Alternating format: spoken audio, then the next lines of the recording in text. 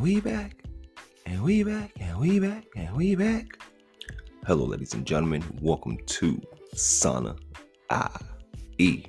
I'm your host, XO. And it is Money Making Monday, Mental Health Mondays.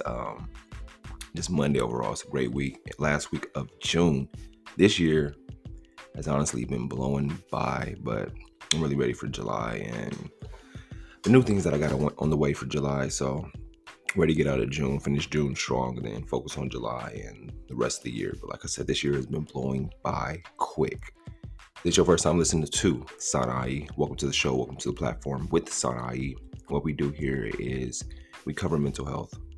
The good, the bad, the ugly, everything about mental health. Different episodes, we come out with different tips, different topics, and really just educating you on what mental health is and being more aware of your mental health throughout life situations, throughout relationships and friendships. So if it's your first time listening, my goal for you today is to become a loyal subscriber to the show. But with this episode, we're going to be discussing why you should have a private life and signs you might not trust yourself. But first, I'll kick off the show with my quotes of the day. And my first quote is, only allow good energy to surround you, even if that means making your circle smaller. And I love this quote simply because I've been big on energy lately, and you can always detect the energy of good people and bad people, negative people, positive people. And if you've been surrounded by negative energy, worrying energy, bad energy, and those pertains to the people in your life, family members, relationships, friendships, you have to cut them off. Or if you're making so your circle smaller and keep them at a distance, because these days we're only cultivating good energy around us and positive energy and people that uplift us and inspire us and motivate us to be better every day. So only allow good energy to surround you and good things will happen and start transforming into your life.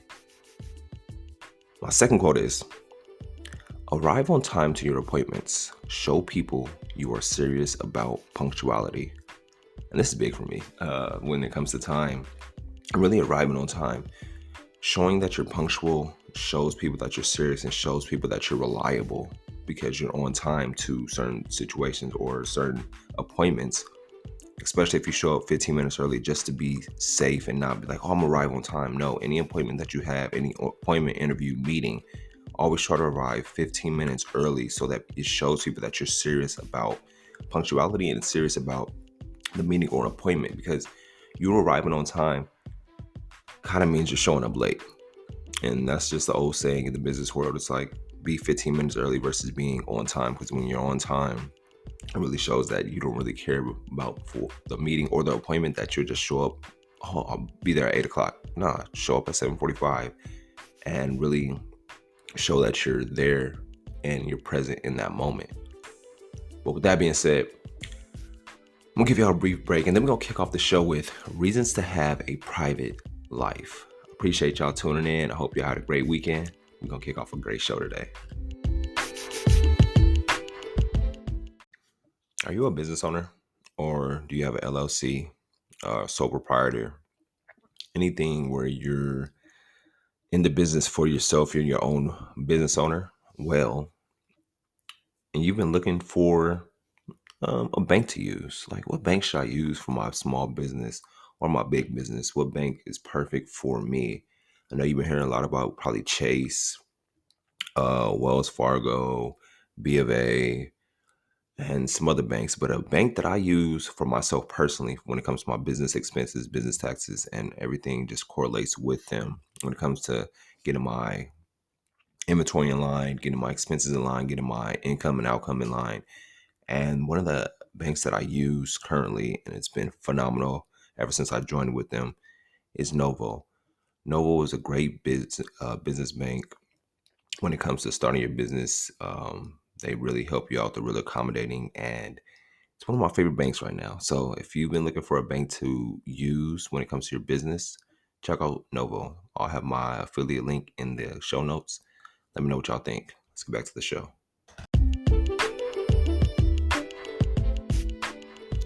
Reasons to keep your life private. If you're a private person like myself, high five to you. I feel like I'm an introverted extrovert, or extrovert introvert. Y'all get what I'm saying? But sometimes I like to be out and about with people and doing public things, I want to say. But over time, I really been focused on keeping my life private, keeping my personal life private. And I've been just learning this throughout the years, throughout high school and college. I was like always with the in crowd, always doing things with other people, letting people know what's going on. But after college, I just really decided to focus on being a very private person and really focusing on my life and the people in my life, in my world, versus trying to always be with the in crowd. And one of the number one reasons to really have a private life, you cultivate better relationships. Privacy gives you a chance to focus on what really matters. When you live a private life, you don't allow yourself to get caught up in the public news or criticism. You just focus on yourself and things that's in your world and things within your control. Your focus becomes deeper to where you know who matters and what matters. When you live a private life, you get more time to build strong relationships with your loved ones. It also gives you time to focus on who's meant to be in and out of your life. I am a very private person. Over time, I've learned that people will abuse your bond and speak on you behind your back. So, as that time went on, I've been making my circle smaller and smaller. And it's better to just share and connect with a few people who you genuinely care about. And that leads up to number 2. Not everyone is your friend. And we all know that. You have to learn the difference between friends and associates in our lives. And you can't just trust anybody with their information about your personal life. People talk. People constantly talk. And giving people too much information about yourself is never good, because it can be used against you. Even family members may slip up or switch up.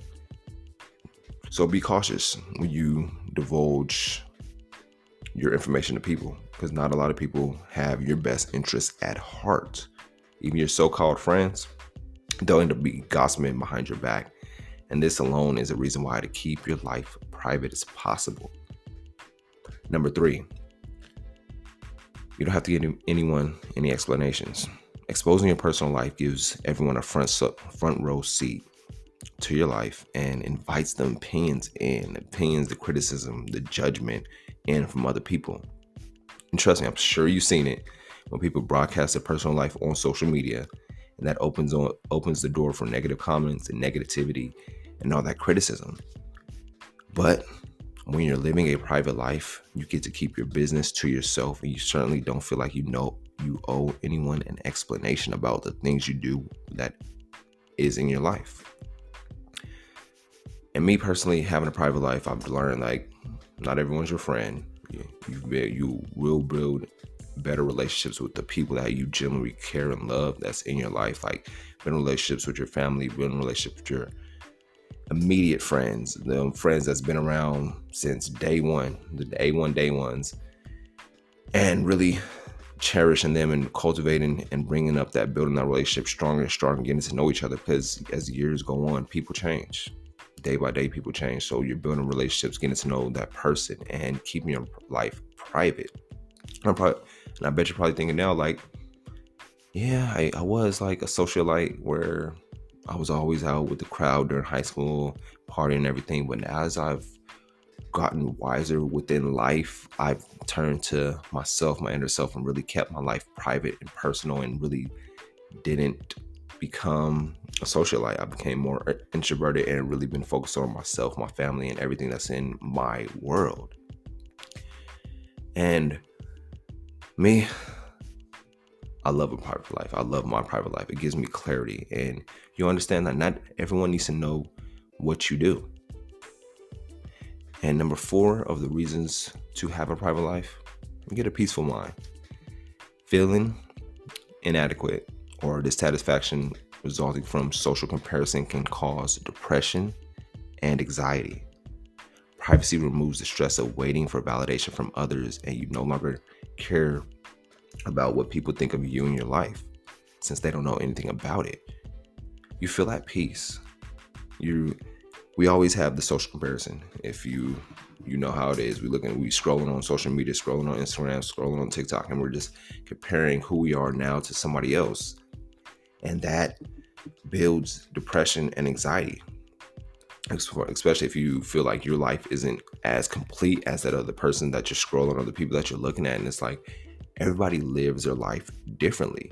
You can't let what you see on social media get to you and define who you truly are, because you're impacting and inspiring and motivating people in your world.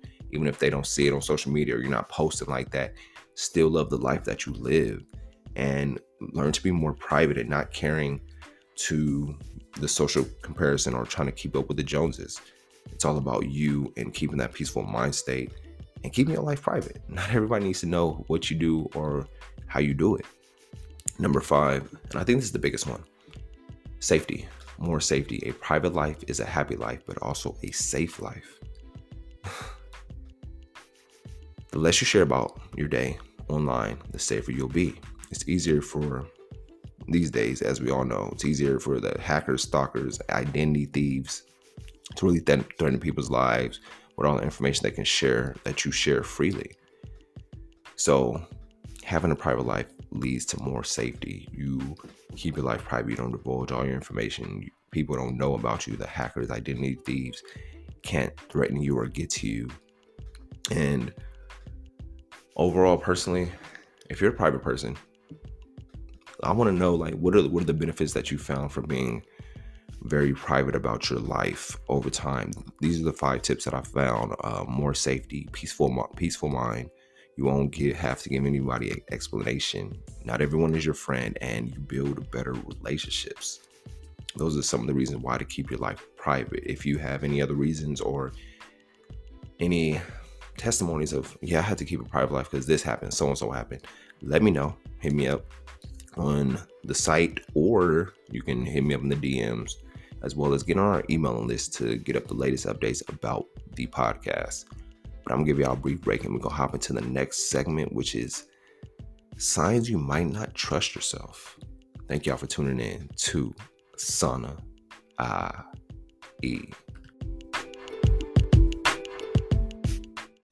Summer is here, ladies and gentlemen. I know y'all been like, man, it's been hot.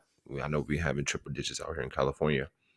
And one of the ways I've been keeping cool is, besides staying hydrated, keeping the ACs on, is really wearing light colors. And light colors like white. That's the only light color I can think of right now. But white tank tops and t-shirts, white tees, you already know how it is when it goes in the summer. And if you've been looking for a clothing line to really rock with, really go with, why not check out the Surrond merch? With Surrond, we've been coming out with new merch designs, especially when it comes to different seasons. Like right now, we're in summer, and we're focused on dropping more light color clothes, as well as tank tops and everything. Half crop tops are for the women. And if you want to see our latest drops, the latest products, go to surrond.com, and the store will be right there for y'all. But to make it easily and accessible for y'all, we'll have it in the show notes as well. So you can just click the link and go to the site. Let's get back to the show. And our last segment up for discussion really is just laying out some signs that you don't trust yourself. I may elaborate on a few, but I came across these 10, and they're really fascinating. And number 1 of signs you might not trust yourself, you have difficult time making decisions.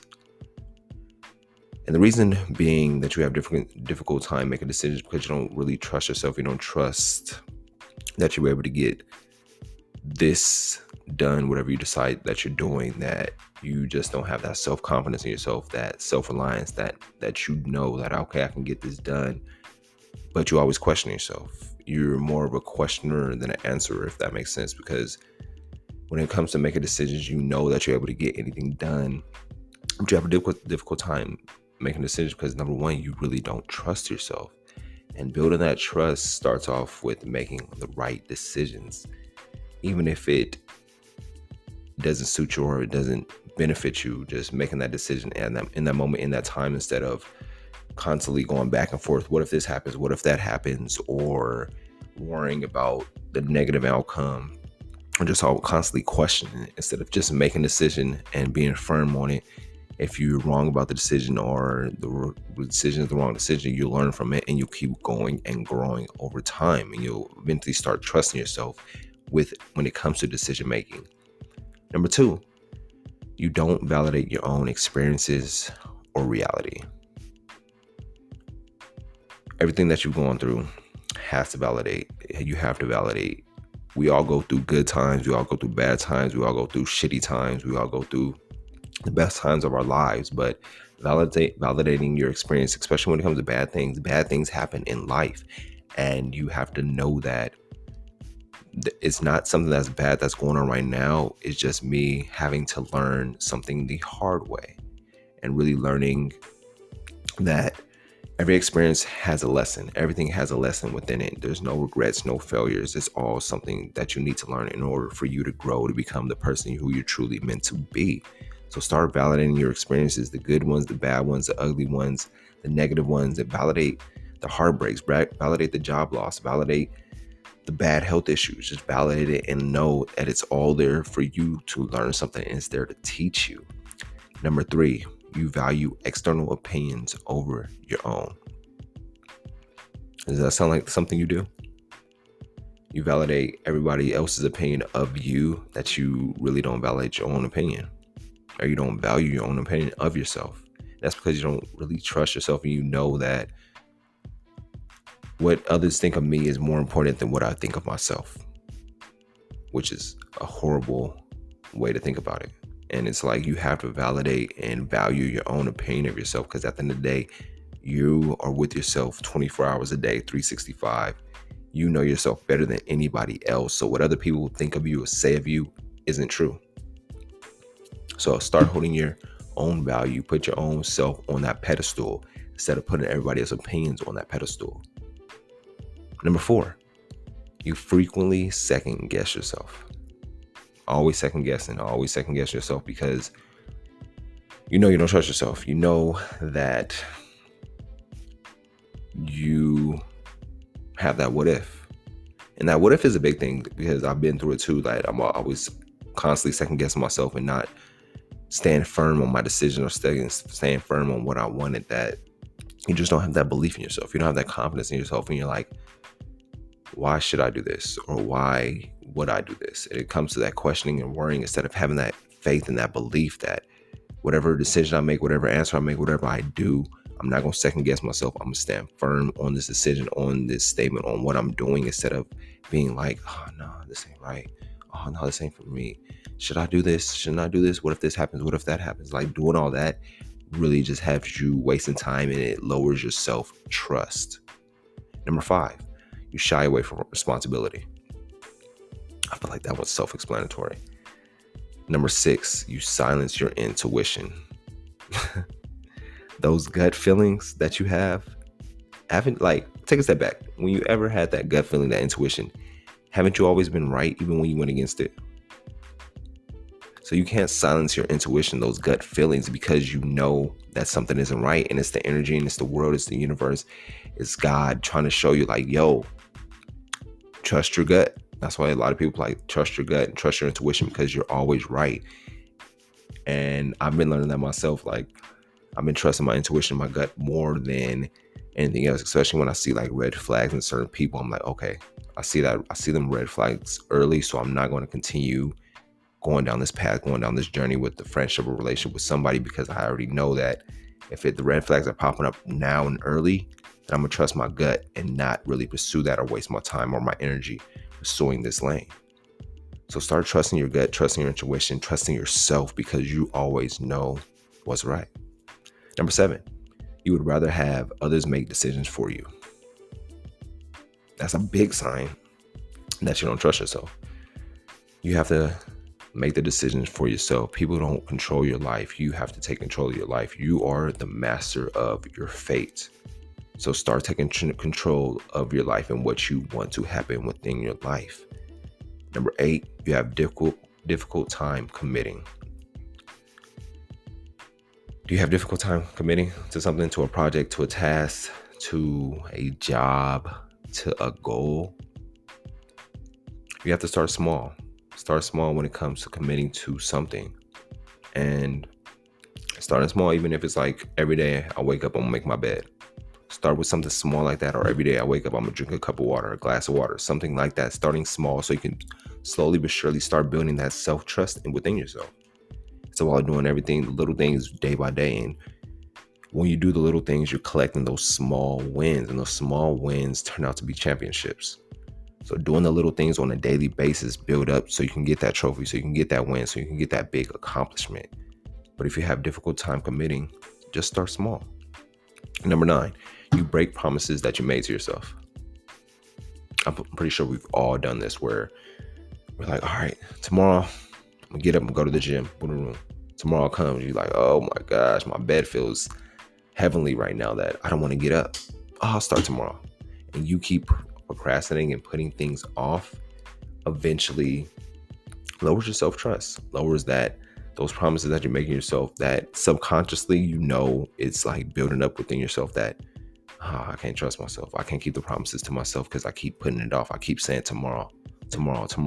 It's like it can be one day or day one. So you decide. And number 10, you dwell on your mistakes. It's life. You're not alone when it comes to dwelling on your mistakes. We all make mistakes, but at the end of the day, those mistakes are lessons that we needed to learn at the time. We can't dwell on mistakes. We can't have any regrets. We only can look in the past and learn from the past, but don't dwell on the past. The past is there for us to learn from. We all make mistakes. We all have regrets, but those regrets, at the end of the day, what did you learn from that mistake? What did you learn from that regret? That's what it comes down to. So those are the 10 signs you might not trust yourself. If you feel like, oh, dang, some of these signs are reasons why I haven't been trusting myself. Okay. Take awareness, take account, hold yourself accountable, but start building self-trust within yourself by doing the little things, keeping the promises to yourself, making those decisions, validating your experiences, as well as keeping that value of yourself and not letting the external opinions define who you are. When it comes to responsibility, don't shy away from it.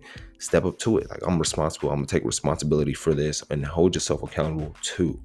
As well as don't be silencing your intuition. Those gut feelings are always right.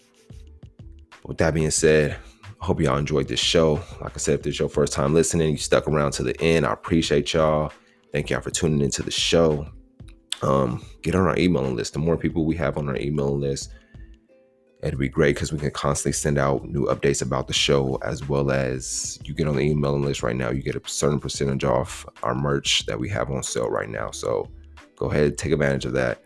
I appreciate y'all. Follow us on social media, as well as look in the show notes. There's the Novo link, as well as the link to the merch store. But with that being said, let me leave y'all with this. Know the difference between giving up and realizing you deserve better. Have a great week. Thank y'all for tuning in to Sana IE.